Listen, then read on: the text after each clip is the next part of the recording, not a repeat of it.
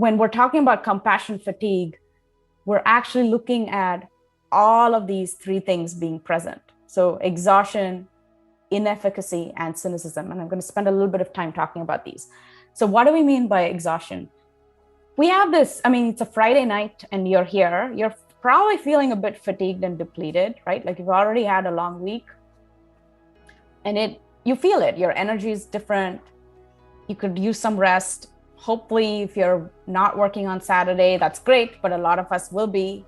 And just thinking about it gives you, I sometimes find that on a Sunday night is the most fatigued that I feel.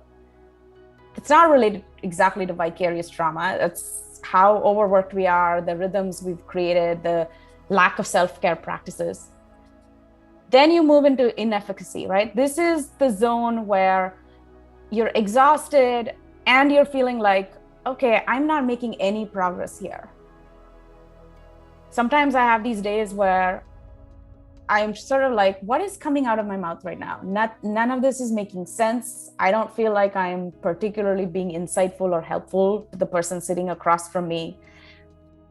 Feeling really like, okay, I need to shift out of this. I actually need to connect with my mind again to be useful to you, right?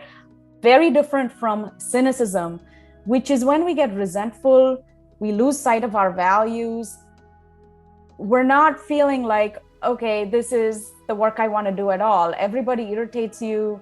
You are a caregiver and you just want them to stop sharing with you, right? Cynicism is very different from inefficacy. But for burnout to be a reality, we actually need all of these three components. So when we're talking just about exhaustion, that's not burnout. When we talk just about, hey, I'm not able to operate to my 100% today, that's not burnout. But when you add the cynicism component, that is a sign of also vicarious trauma and burnouts. We all have stress in our life. It's just a given, right? I haven't met anyone who is stress-free. But there's an important component that kind of changes stress into burnout, and that is rumination. So let's say you've had a really bad day or a really hard experience, or you sat with somebody and listened to their story and that was really hard to take in. A lot of times it puts us into reflection mode. So you may be reflecting on, oh, that was hard, but I got through it. These are the things I said to that person that really helped. Maybe I could have said this better, or I could have held their experience better.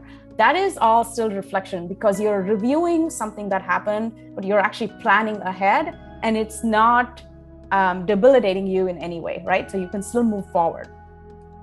But when we're looking at rumination, these are things that we do. Whenever you say the word rumination, you kind of have this hand motion, right? That these are the thoughts that are repeatedly negative thoughts that are just simmering in your mind.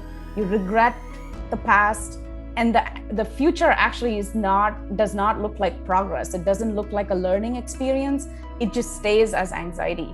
So the reason I'm pointing this out is when you're looking at burnout, we're actually looking a lot at rumination.